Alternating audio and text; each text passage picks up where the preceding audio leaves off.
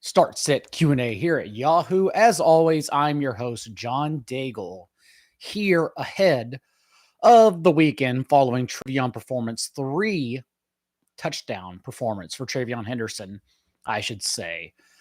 And remember, that's something that's been building, brewing now for weeks at a time. Go back a few games where even against Cleveland's strong front seven, TreVeyon Williams averaged 7.5 yards per carry, highlighting that he's an explosive player. And now these past 2 weeks, 5 touchdowns without Ramondre Stevenson. And it's just an easy lesson and reminder for fantasy football that, remember, whenever you can buy players with elite ceilings like this, because you only have to go back over a month when everyone was asking to drop TreVeyon Henderson, or when you could actually just trade for him for pennies. You should always pay pennies for ceiling players, always. So it was pretty obvious to buy TreVeyon Henderson. I understand it's a case-by-case basis, hinging on your roster, because there are always different types of formats, which is why you can never actually answer a question straightforward. Everyone plays in some kind of different league. So if you have shorter benches and you really didn't have room to stash anyone, even TreVeyon Henderson, totally makes sense. Otherwise, though, your typical 10, 12-team leagues, Henderson was such an obvious buy, and now here he is. And that reminds me of Jacory Croskey-Merritt, what's happening too. Not to say the same results will happen, but again, we're still projecting. It's quote-unquote only week 11. And so when you can get players with ceilings for pennies, you should always do that. It's what led us to Travis Hunter before he even broke out. And of course, Travis Hunter suffered a season-ending injury, but was well on his way to being worth those pennies you acquired him for. TreVeyon Henderson, of course, was well worth the pennies you acquired him for. And I believe that's how Jacory Croskey-Merritt is also trending towards, because we just don't believe Chris Rodriguez long-term, maybe not short-term, but long-term, is the type of player to hold off the exciting rookie that everyone was drafting in the 6th, 7th round. So wherever Croskey-Merritt was cut, or wherever he can just be had before the trade deadline, someone very easy to acquire and just put on the back of your bench, hoping he gets the hot hand and proves that he is Washington's RB1 with a very soft upcoming schedule in the fantasy postseason as well. Anyways, let's get into those questions on Friday, and that begins with Doug W. asking for a half PPR running back between Chris Rodriguez, Monangai, or Zach Charbonnet. And you're really just tossing around committee backs, all in bad positions. Even the Dolphins, for as historically bad as they started against running backs this year, everyone is well aware, they've actually tightened up the past month, limiting, James Cook this past week to 53 yards. Quinshon Judkins scored 3 touchdowns against them, but averaged 3.1 yards per carry, 3.3 yards per carry. And Bijan Robinson was held under 3 yards per carry. So yards per carry is a bad stat because it tends to regress. It's not really sticky or sustainable, which is kind of what we've been waiting for with the Dolphins defense. And that's exactly what's been happening, is that they have been getting tighter against the run. So Chris Rodriguez, not someone I'm excited to start, RB3 or 4, but that's what all these guys are. Having said that, as we expected, Kenneth Walker, not only terrible at running the ball inside the 5-yard line this year whenever given the rare chance, Zach Charbonnet continues to be their main goal line back for just being the more efficient runner in that range. And so in a game of that kind of magnitude, Seahawks Rams haven't played this year, obviously both fighting for number 1 in the Division 2. I am going to lean Zach Charbonnet, who, again, we know, like Monangai, like Chris Rodriguez, in a committee, but we still like the outcome and the efficiency from both sides of the ball, and probably a shootout in Los Angeles between the Rams and Seahawks. So when we're splitting hairs here, I'll just say Zach Charbonnet. Don't like any of them, but easily Zach Charbonnet among that group. JC has wide receiver injuries, as a lot of people do this time of the year. And he is asking for a start and flex between a lot of receivers. So Ricky Pearsall, we're not going to start in his first game back. Leave him under bench. You know, we don't do that with our injuries. The answer here is going to be Parker Washington, by the way. Brian Thomas Jr. questionable. We're unclear if he's going to play. Either way, though, as we talked about last week, if you showed up to last week's show, every week, 5 p.m. Eastern, the time hasn't changed. I haven't been late. We've been here every single week. I am predicting Parker Washington to outperform Jacoby Myers and Brian Thomas rest of season, as pretty much he's done already. Over the last month, Parker Washington has the better stats when he's been in for Dyami Brown in terms of yards per route run, target per route run, just been the better overall player than Brian Thomas. And Jacoby Myers, as we discussed last week, is getting a bump all because everyone is attributing his poor performance with the Raiders to his lack of motivation. And I think that's wrong. That's what it got. That's why everyone was wrong with Amari Cooper and DeAndre Hopkins last year.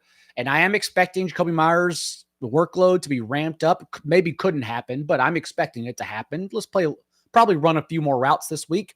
But again, I'm definitely not expecting Myers to be the better player than Parker Washington, who even scored the special teams touchdown, his second special teams touchdown this year. So Parker Washington continues to be Jaguars 1. And among these other guys, Jaden Higgins, for example, is exciting that he ran more routes than Xavier Hutchinson.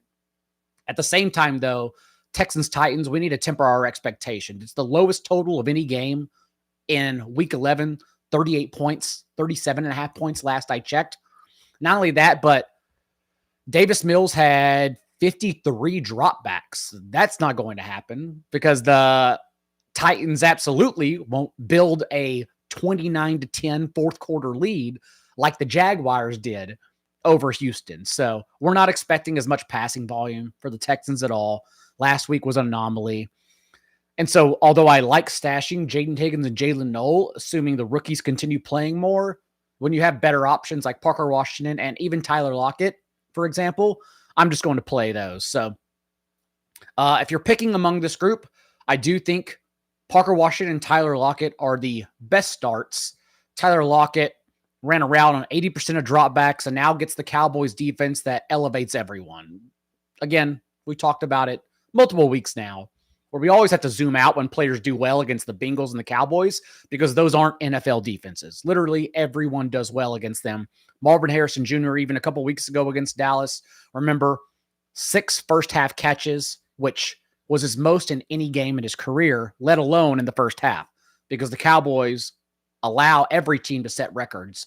And Tyler Lockett is the Raiders wide receiver 2 behind Trey Tucker, and Geno Smith is active. So we'll go right back to Tyler Lockett here in your flex. But the way you phrased it, JC, just to make it quick, you asked Travis Etienne or Rondé Gadsden. And so if that is the case, if you are only flexing one of those two, because I would play Tyler Lockett over them, I would go Rondé Gadsden over Travis Etienne. Gadsden, of course, practiced in full, so I don't know why anyone would have any trepidations starting him. And their best coverage linebacker, Devin Lloyd, has been banged up the past few games. But the Jaguars are still in that time of defense the past couple of weeks that have just leaked immense production to tight ends, including since they returned from their bye. Remember, 15 total catches, 12 of which were Brock Bowers, 2 Bowers and Michael Mayer.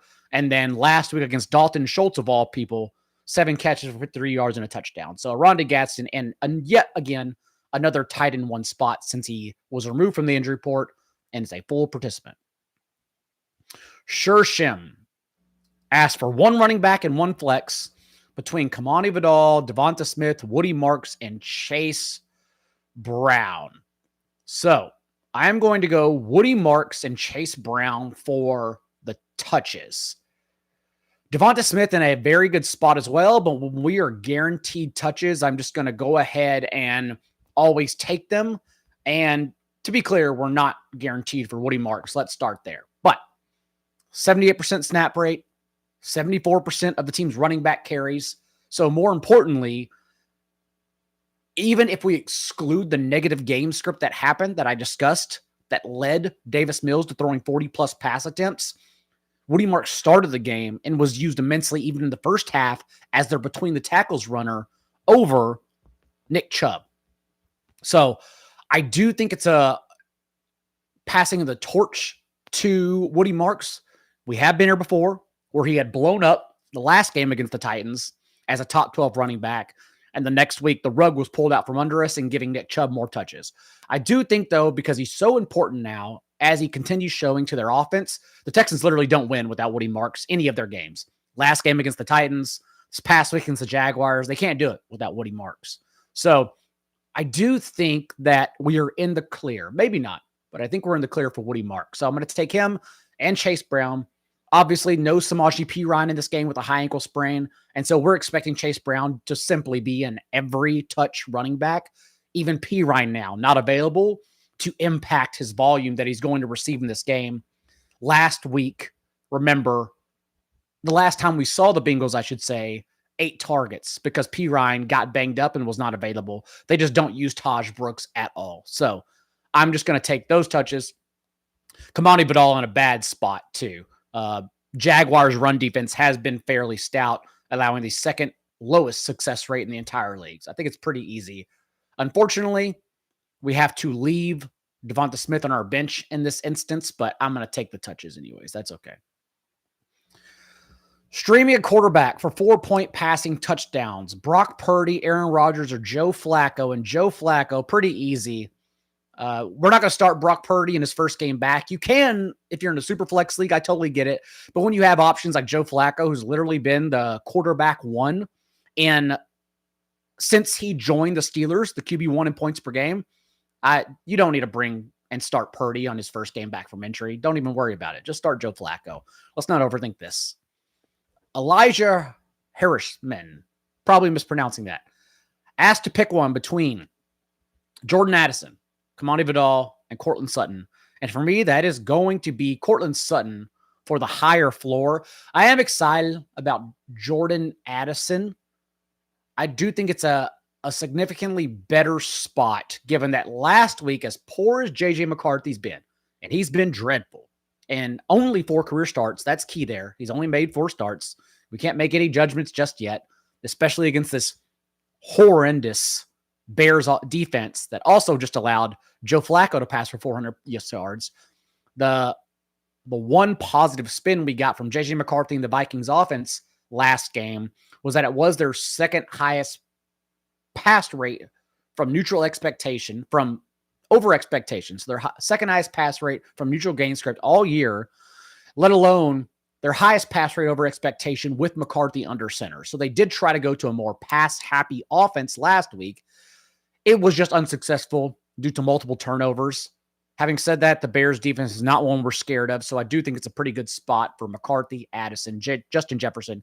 It's never a good spot for T.J. Hawkinson, so you don't have to worry about that. But you have Cortland Sutton. You're going to take the higher floor over Addison with Cortland Sutton. PPR, pick one. Parker Washington, Tez Johnson, Troy Franklin. And I'm going to go Parker Washington over Troy Franklin and Tez Johnson. I like Tez, and honestly, if you're forced to start Franklin and Tez, you're not too worried about it. You're going to take the floor. The issue is Tez Johnson's really only getting by on touchdowns, not even long plays, just touchdowns, because he's also not putting up even 50-yard games, solely scoring touchdowns. And so that's a little bit worrisome because we know that's not sticky from week to week. And when the bottom falls out of scoring touchdowns, you're left with absolutely nothing. So definitely worried about Tez Johnson in this game, where honestly, don't think the Bucs are ready for this game either. The Bills, an obvious letdown spot in post their Super Bowl, right? They beat the Chiefs. That's their regular season Super Bowl every year. Then they get beat up by a division opponent. Not shocking at all. The Bills have one of the league's worst run defenses. Devon Achane is one of the most explosive backs in their entire league. Rips off a 39-yard run, a 50-yard run. Not shocking at all. But this bounce back spot against the Bucs after that tough game against the Patriots is one to where I worry about the Bucs offense as a whole. So I think the Bills win handily. And Tez Johnson, again, I'm starting him even like some deep 12-team leagues, but you're not too worried about it. You're going to start Parker Washington over this group. Pick two between Emeka Egbuka, Rashee Rice, and Justin Jefferson, and then one of Derrick Henry or Kyren Williams. You're going to take Derrick Henry over Kyren Williams easily. Just obvious pass game script as the Ravens. Just let's simply put it, the Ravens are playing Dylan Gabriel. How about that? So you're obviously going to take Derrick Henry. But the other two, you're forced to leave two good players on the bench. I think I'd start Rashee Rice and Justin Jefferson because I want the environment of Justin Jefferson over Emeka Egbuka. Having said that, I bet the rankings and projections by everyone else probably has Egbuka over Justin Jefferson, but I'm personally going to take Justin Jefferson and Rashee Rice and bench Emeka Egbuka. You got three good players, so no matter what, a good player is going to be on the bench. But I prefer Justin Jefferson's environment and potential shootout to Bucks Bills, which I do not believe is going to be a shootout at all, and that's why the total continues coming down. Hey, John, by Joe, pick up and stash running back Jaden Blue. No, not at all. The Cowboys, before their bye, healthy scratched Jaden Blue, and that makes sense given that he has off-field issues. Remember, this is a guy who was drafted later because he had character concerns coming out of Texas. He also didn't have a lot of carries, and we attributed that when drafting him in Dynasty leagues to playing behind NFL players. Because to this point for his career at Texas, Jaden Blue played behind Bijan Robinson, Roschon Johnson, and Jonathan Brooks. And whatever you think about those last two, the fact is they were still highly drafted NFL players. And so Jaden Blue played behind NFL players his entire career, but also went late because of off-field character concerns that he's had throughout his collegiate career as well. And he didn't really grow up in the NFL to date, especially after Miles Sanders was injured for the entire season. And the following week, Jaden Blue, who finally gets a chance to be active behind Javonte Williams, shows up to practice with Louis Vuitton blue cleats and gets blisters in them because he went for style as opposed to getting on the field, because that's the kind of person Jaden Blue is shown to be. So the Cowboys healthy scratched him this past game. He's not their backup. It's going to be Phil Maffa, who I expect to return from injured reserve this upcoming game. Not that leads to many touches. It's just a backup. The run out for a backup is 0 for the rest of the year. But if Javonte Williams were injured, I believe Phil Maffa is the rookie and just in general the contingency option behind Javonte Williams that you want, not Jaden Blue, since you asked. Okay. 4 p.m. Eastern. You're right, Jay Bolt. Gosh, I'm in Central Time. I live in Chicago, so I keep mixing up the Eastern. Also, by the way, I will be on the Yahoo recap for the first time all year at 8 p.m. Eastern. I know that time for a fact. Or I don't know that time for a fact. After the afternoon games kick off with my boys, Matt Harmon and Justin Boone. Two of my favorite people who I love spending time with in the offseason. So I'll be here for the recap that evening, Sunday evening. Is there any strategy worth thinking about, Doug WS? If my opponent, probably no. I can ask the first 7 words of this question without seeing the rest. And I'm going to guess I don't care and don't know, because I know a lot of people get wrapped up this time of the year as we get hyper-focused getting into the playoffs with my opponent has this, does this matter? And the answer is no, it does not matter at all. I'm going to read the rest of this question, but just know you're overthinking it, Doug, and I appreciate you, but it usually does not matter 99.9% of the time. So, the opponent has Herbert at QB, and I have Gatson and QJ. Right, we're already going down the lane I feared. Passing TDs are 6 points. So should I try to play Theo Johnson? No, you should not. You should not play Theo Johnson over Rondé Gaston and Quentin Johnston. The Jaguars are the only defense in the league allowing 20 fantasy points per game to receivers from out wide. Out wide is where Quentin Johnston has run a team high 83% of his routes this year. Jaguars are getting beat up by wide receiver ones constantly. Ladd McConkey is averaging double-digit targets over the last month, like very easily. Quentin Johnston, Rondé Gaston, Justin Herbert, Ladd McConkey are all going to nuke the Jaguars this week. So let's not think too much about it. Good afternoon, Tony Romero, not Romo, asks. 2 wide receivers, 1 flex. and asking, would I start George Pickens over any of Nico Collins? No. Rashee Rice? No. Or Emeka Egbuka? No. There you go. Easy question. George Pickens would be a good start in a game we expect to be a shootout against also a very poor zone coverage Raiders defense. But when you have 3 stud wide receivers, then a good wide receiver potentially is left on your bench. So no, I would not start George Pickens over those individuals. Best dynasty buys down the stretch. Jameson Williams is one. And of course, this is if you can even buy. Jameson Williams, Alec Pierce, because there's a real chance here that Alec Pierce just outperforms Michael Pittman as he's done the rest of the season with Daniel Jones. Jacory Croskey-Merritt, I talked about at the top of the show, someone you can get for nothing, and you can take the L. But again, you never, this was the whole point about trading for TreVeyon Henderson a month and a half ago too, is that you never worry about taking L's whenever you don't have to pay anything.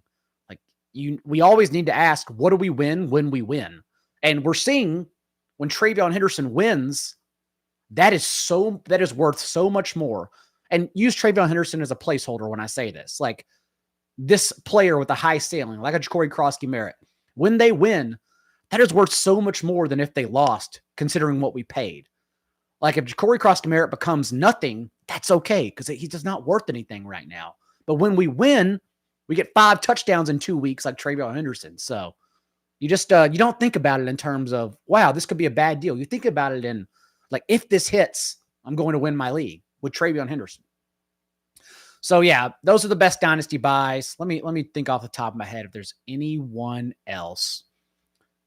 In terms of keeper, Isaiah Davis is another one. Since Breece Hall probably won't be back, Isaiah Davis is also someone who's worth nothing, but you're talking about dynasty. Off the top of my head, those are probably the 2. And if it wasn't clear already, you can't sell him for much, but I'd probably try to get off Deebo Samuel, who is droppable in 10-team leagues. But more importantly, we just don't think offers much down the stretch either. Christian McCaffrey also, you can sell, but not if you're a win now team, because you're siphoning the one last year Christian McCaffrey has to perform. And so you can trade him if you're if your dynasty team's losing. You definitely want to get out from underneath Christian McCaffrey to the team that is attempting win for all he's worth right now.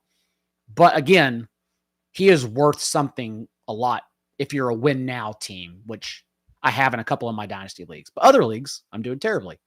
And so I just punt him off. Jaden Reed also another buy for dynasty since can get him for so cheap right now.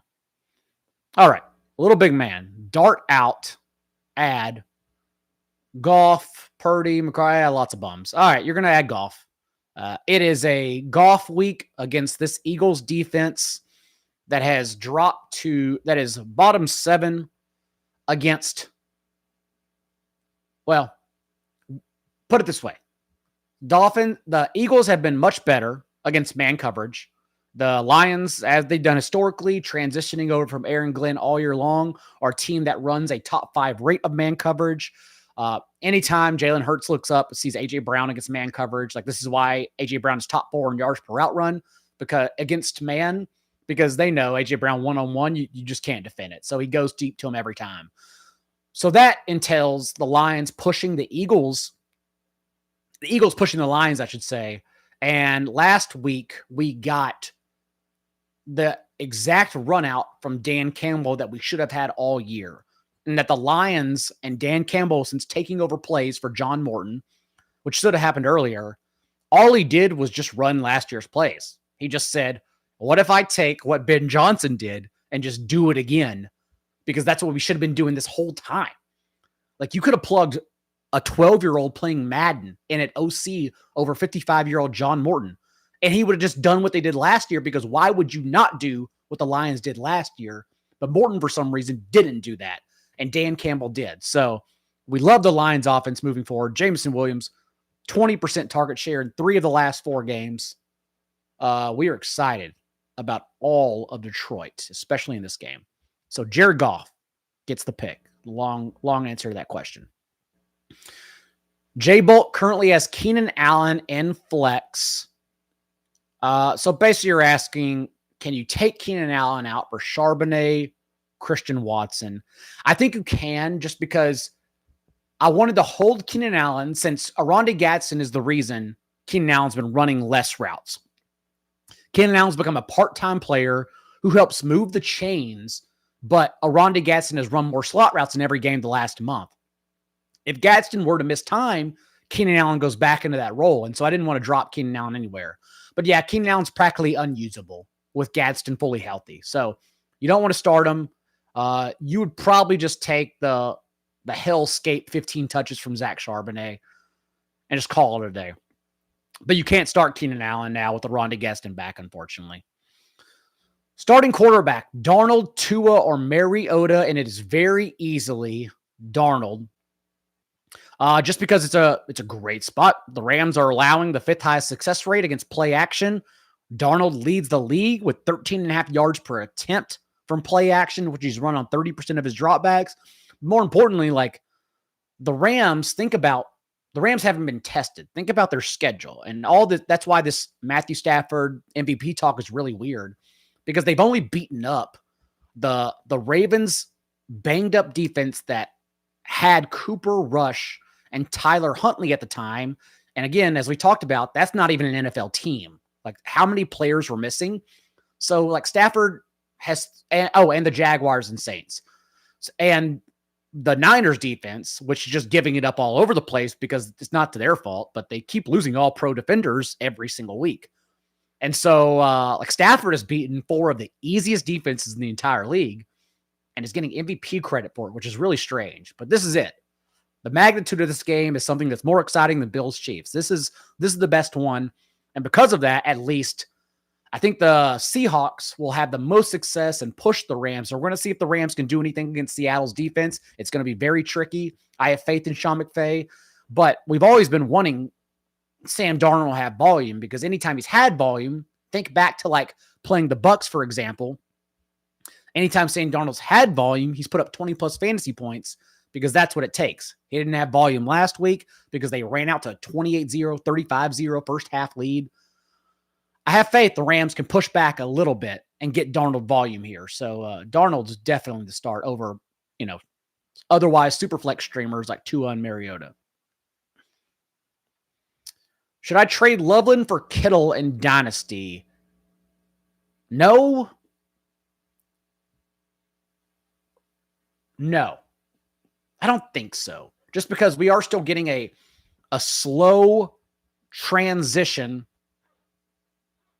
for Colston Loveland playing more. Like, Cole Kmet still came back and he's still running routes because they're using more 2 tight end sets. But it does still seem like Loveland is being used more, and we're still projecting here. Not to mention, Kittle at his age in Dynasty, you'd much rather have Colston Loveland, number 10 overall pick, who was drafted before Tyler Warren, for the rest of his career, pretty much. So, no, I think down the stretch, could be wrong, but I think down the stretch, Loveland will equalize and be close enough to Kittle where even if we're losing out in those points, it's not worth trading the rest of Loveland's career in a Dynasty league. Pearsall or Gadsden over Devonta? No, I'm just going to take the game script. I'm just going to play Devonta Smith over those two. And again, we're not going to start Pearsall this week. If you have Pearsall, leave him on your bench. We don't play players in their first game back from injury and hope he goes off on your bench. But still concerned. Flex 1. Rashid Shaheed, Harold Vander, Christian Watson. I think it's Rashid Shaheed for me. I talked about how great of a matchup is for Sam Darnold and Seattle's passing offense. Only the Niners are allowing more points to slot receivers than the Rams. It is a super small sample, but Shaheed led Seattle's wide receivers in slot routes last week and also got 2 carries that resulted in 10 yards each. So that was his first game under a playbook he knows. We expect his route participation to grow even more as the team's wide receiver 2 in a game where a player of Rashid Shaheed's explosiveness is needed, since all bets are off. This is the most important game Seattle's played all year to this point. So I like flexing Rashid Shaheed and just being ahead of him, being a 60-70% route guy. in this tremendous on-paper matchup. Caleb Hamilton asks, Tetaroa, Tez Johnson, or Ricky Pearsall. And I'm just going to go Tetaroa over those group. The ceiling hasn't been there for Tetaroa. Not even a great spot, honestly. But even though the Falcons are 3.5-point favorites, last I checked, the Panthers are legitimately like built to beat the Falcons. The Panthers were put on this earth, the way they play, their personnel, to beat the Falcons. So I think that number in the market's just totally wrong. I think Rico Dowdle has a huge day against Atlanta, who's become more of a run funnel. And I'm just going to take the guy who I think gets more targets, significantly more targets than Tez Johnson here. So Tetaroa over Tez Johnson pretty easily. Half PPR start, a bunch of running backs and wide receivers, and I am going to go Tetaroa over Travis Etienne and Rachaad White. Rachaad White now, who obviously the last couple of games only has 2 more carries than Sean Tucker in place of Bucky Irving. And it is, on paper, a better spot in terms of running the ball for Rachaad White and Sean Tucker. Bills defense, like we talked about, top 4 and 5-10 rate of 20-yard runs allowed. But I'm also, again, expecting that game script to get somewhat out of hand, not to mention that, Devon Achane and the Bills, the running backs the Bills have been asked to defend, being explosive against them, have different profiles than Rachaad White, who is not explosive. So it's still tough for him to get there and a timeshare. So the question really is Travis Etienne or Tetaroa. And I believe Tetaroa, I would take the targets. I think I would take the targets. It's close, and I don't want to start either. Chargers defense. No, you know what? I'm going to flip. I'm going to take the touches. I'm going to take the ETN touches and cross my fingers. Because it's such a bad... Both are in such bad spots that I think I'd rather just take my chance. ETN falls forward for a touchdown. So, yeah. Rest of season. Purdy or Daniel Jones? Daniel Jones for the offense and the rushing upside, for sure. So, bench Sutton for Parker Washington, Dobbs, or Jawan Jennings. Darnold over Purdy, rest of season. And then I don't think I'd bench Sutton for any of those guys. Maybe Jawan Jennings. Ricky Pearsall coming back again is... Because, we're not starting him in fantasy, but Ricky Pearsall could play enough to perhaps cannibalize routes. But Jennings is the closest you'd play over Cortland Sutton. I played Jawan Jennings. Where are my rankings? Jennings 29th. And Sutton 35. All right. Jawan Jennings over Cortland Sutton. I have Jennings ranked higher. So that answers the question.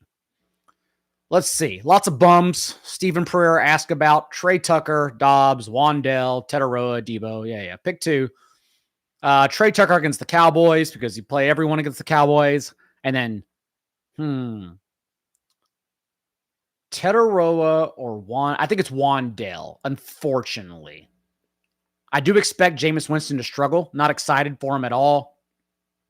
The Packers run 75% of their snaps from zone coverage, and Jameis Winston, as we know, it flings the ball, doesn't actually diagnose windows, and that's why he was one of the league's worst quarterbacks against zone coverage last year. Look at the difference in his box scores last season, for example, between the Broncos, who lead the league in man coverage, and Jesse Minter and the Chargers, who lead the league in zone coverage. Jameis Winston is just awful against zone coverage, so I don't expect him to have a good day. But also, when the wide receiver 2s for the Giants are some combination of Ray-Ray McCloud, Jalen Hyatt, and Little Jordan Humphrey. No, the Broncos claimed Little Jordan Humphrey. So Hyatt or Ray-Ray McCloud, we're not going to worry about it at all. We're just going to start Wan'Dale Robinson over the rest of this group. Let's see. Would you pick up Brock Purdy and drop Sam Darnold? No. Quentin Johnston or Zay Flowers? It's Quentin Johnston for me, assuming he plays. He's questionable. You have to watch out for it. But I mentioned at the top of the show why it's a tremendous game for Quentin Johnston, who now, if he was, again, we don't know if he was even still injured when he came back those first 2 games. But clearly, to bounce back these past couple of weeks, rivaling the 20% target share that he had before he got injured, as opposed to those first 2 games after injury for 11 and 0%, Quentin Johnston's fine and in the best spot possible against the Jaguars, as I talked about earlier. So Johnston over Zay Flowers for me. Let's see. The best buy, 6 says, is Jalen Waddle, but you can't buy Jalen Waddle. Like, Jalen Waddle's manager is not trading him, so he's not even really a buy. There's no need to call someone a buy who their managers aren't trading them.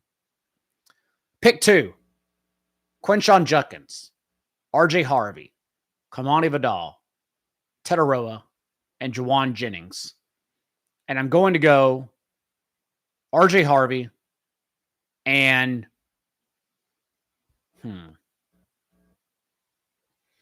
Vidal or Jennings. Gosh, the Jaguars' run defense has been so good all year long. And Kamani Vidal has failed miserably in the spots against good run defenses. He's been pretty predictable in terms of when to start him. Quinshon Judkins has been bad the last month. Yeah, I'm going to take the shootout. I'm going to go RJ Harvey and Juwan Jennings. That's my 2. I definitely don't want to play Judkins already ice skating uphill against the Ravens defense at full strength. I mean, the Ravens are about to put a 40 burger on them. So, and negative game script. Should I trade Pearsall for Jameson Williams? Good grief, yeah. Is that actually, as a manager, really doing that? If so, yeah, of course. Much rather have Jameson Williams rest of the season. Which QB to start? Brissett, Purdy, Mariota, or Rodgers? Jacoby Brissett for me. Again, like I talked about, the Niners just don't have anyone at all on defense. And Jacoby Brissett has been great from a clean pocket. And that matters because the Niners also are creating a league-low pressure rate.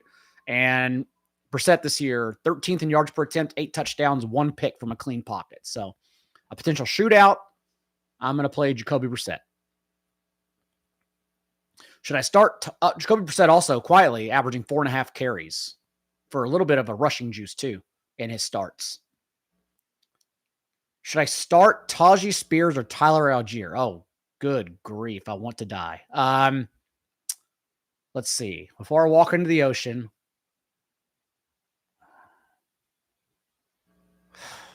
gosh, Tajee Spears, Tyler Algier, and even though I think the Panthers win, let's just say I'm wrong because the Falcons are favorites. And in Atlanta's 3 wins, Tyler Algier does have 16, 16, and 10 carries. He's also their goal line back. He's out-carried Bijan Robinson 13-5 inside the 10 and 3-1 inside the 5. So I think I'd cross my fingers Tyler Algier scores a touchdown over Tajee Spears and start him. Tyrone Tracy or Quinshon Judkins. And that is going to be Tyrone Tracy for me, who got bumped up, not injured, got bumped up over 60% of the team's offensive snaps. Pretty much Devin Singletary got the rug pulled out from underneath him, which is what we expected since Tracy a couple weeks ago got banged up in the third quarter. And Green Bay's run defense has been bad, actually. So I like Tracy in a better game script, I think. But also as the team's pass-catching running back. That's why he's run more routes than Devin Singletary in back-to-back games since they lost Cam Scatterboo over Quinshon Judkins. Best defense to stream this week. The best defense is to email your managers or text them and let them know to take defenses out of fantasy football, because all anyone tries to do is play the matchup. So it's a useless category. But if you're forced to start one, I'm going to take the Chiefs against Bo Nix, because it's always fun to start defenses against Bo Nix. Among that group you mentioned. 9-1, lost a lot of players, starting a lot of players. Yep. What do I trade among this group for CMC? If it's a Dynasty League, you can look at Cam Skattebo, because running backs have shelf lives, and Cam Skattebo has a shorter shelf life than most running backs the way he plays. So we can expect multiple concussions for Cam Skattebo every single year. So I'm happily getting off of Cam Skattebo. And then also, just given their environments, George Pickens, for example, is also someone you can trade right now, because he's headed towards the same thing that happened to Micah Parsons, that happened to a lot of players of the Cowboys, and that he's due a contract. And so they can try to franchise tag him, but George Pickens will probably be upset, demand a trade. We're just headed down that route again with Pickens next year. So, and then Kamani Vidal's shelf life also is very, very short, since Vidal's only starting because Amari Hampton, who they spent a first-round pick on and handled every touch without Najee Harris, is out. Najee Harris not on the team next year either. So Vidal, Skattebo, George Pickens, all expendable. I would start looking at that direction for CMC. Add some picks, or a pick or two if you need to, for a win now team, as you are asking. Full PPR, start 2. Lots of the same names, but it's going to be Trey Tucker and Tyrone Tracy for me. Trey Tucker running around on 100% of the Raiders dropbacks last week, except that was against the Broncos defense. Now you get something that's non-existent, that is the Cowboys defense. So we're expecting much better results. You take the on-field participation against that, Pee-wee defense anytime. A Pee-wee defense might be better. But Trey Tucker easily, and then I'll take Tyrone Tracy for the touches and routes over Tez Johnson. Best DST. Packers against Jameis Winston. Easy question.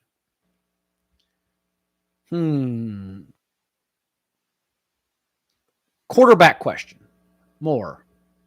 Brissett, Aaron, Winston, Geno, Flacco. If Flacco's out there, you start Flacco. And Flacco is only dropped because the Bengals were on bye. And one quarterback leagues, quarterbacks are really easy to replace, which is why every league should be a super flex league too. So, but Joe Flacco, wherever he's out there, he's quite easily the QB1. You don't even need to ask to start him. Just start him. Don't even think about it.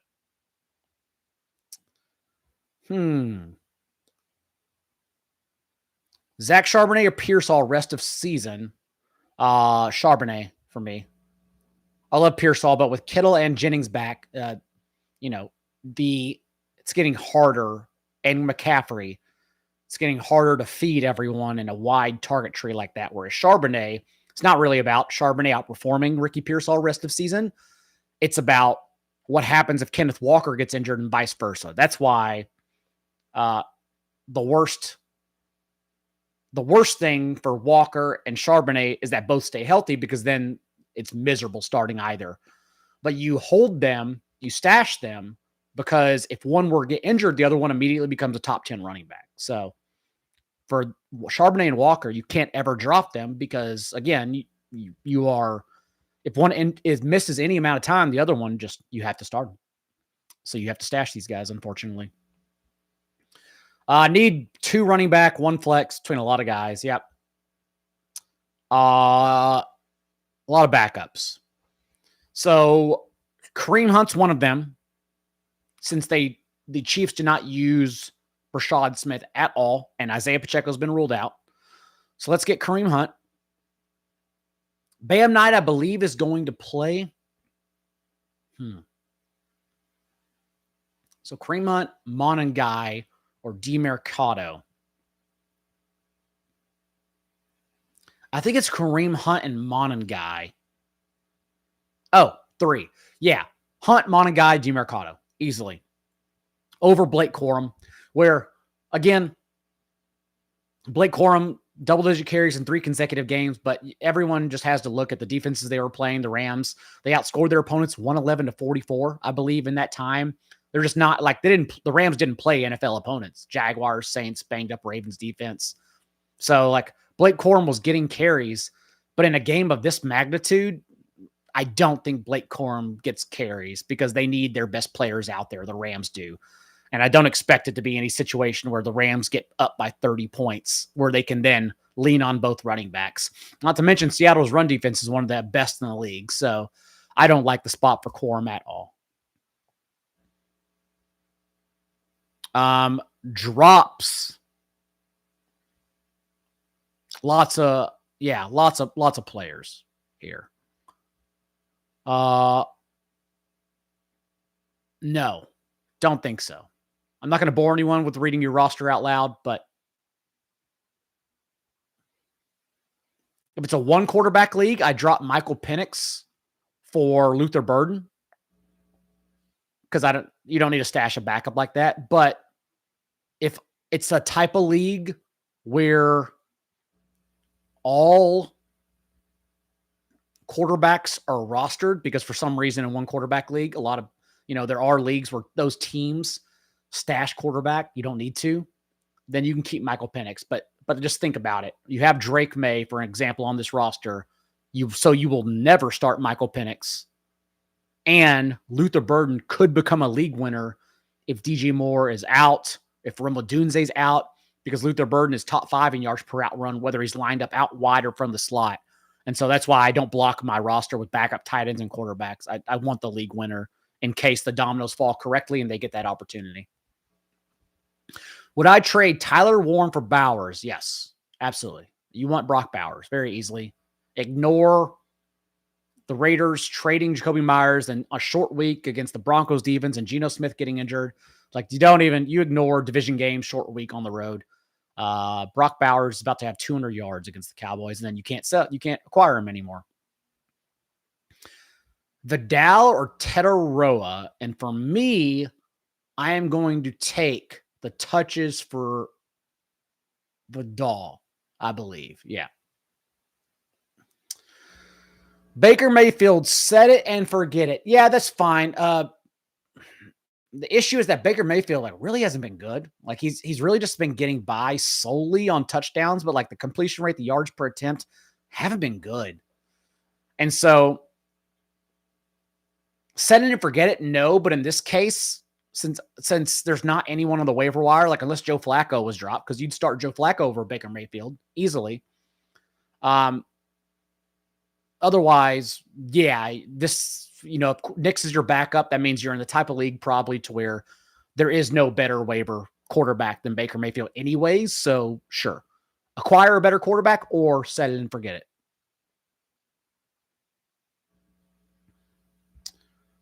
Going to move quickly here through the rest of them. Need a flex. Rachaad White, Sean Tucker, Jerry Jeudy, or Michael Wilson. Wow. Isaiah Bond is back this week as well, so Jerry Jeudy's blocked even more. Marlon Humphrey's out for the Ravens. That may help a little bit.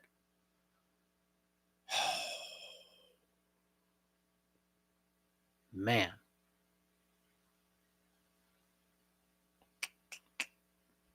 Sean Tucker or Jerry Jeudy? I think I go Sean Tucker.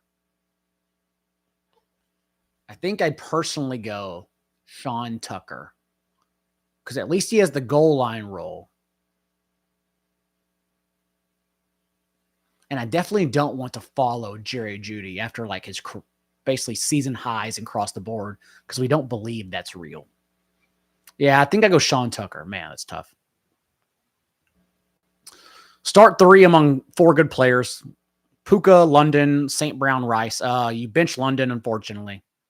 You have to bench London. That sucks. Sucks to draft well and have a good team. Let's see. Trey Benson is ranked weird when he's healthy. He's like a low-end RB2. Last game we saw, tough matchup against Seattle, but 70% of the team's touches. Amari DiMercato was used in negative game script. And so, like, if they were to fall behind, we don't think it's Trey Benson either, but we believe he has the goal line role. and to lead them in carries as well. They are a better offense too with Jacoby Brissett rather than Kyler Murray. So Trey Benson is like RB 20, 21. Nothing too crazy. Kind of like Vidal is right now. Okay. Franklin, Metcalf, or too many Williams. Don't even know how to answer that. So Franklin, Metcalf, or Williams, and it'd be Metcalf. I don't know which Williams. And did I win this trade? Woody Marks plus Jameson Williams for Josh Jacobs. It's a win-win. It's not a win-loss. It's a win-win. Because the player who traded Woody Marks and Jameson Williams got an RB1 and Josh Jacobs, and you got Woody Marks and Jameson Williams also who could be started every single week. So I think that's a win-win. Everyone wins. Okay. And with that being said, I think that's the last question here. Yeah, that's all the start sits at least. So we're good. As always, I will be back next Friday, 4 p.m. Eastern. But this week, it might be 7 p.m. Eastern, might be 8 p.m. Eastern. I don't know. If you're listening to this chat, you probably also have seen the recap on Sunday night with Matt Harmon and Justin Boone. I will also be in for Chris Allen on that show this week, so you can catch me then. Good luck this week in week 11. And remember, if you have any other questions, you can reach out at NotJDaigle on Twitter and follow everything else at Establish the Run. Good luck. We'll see you next time.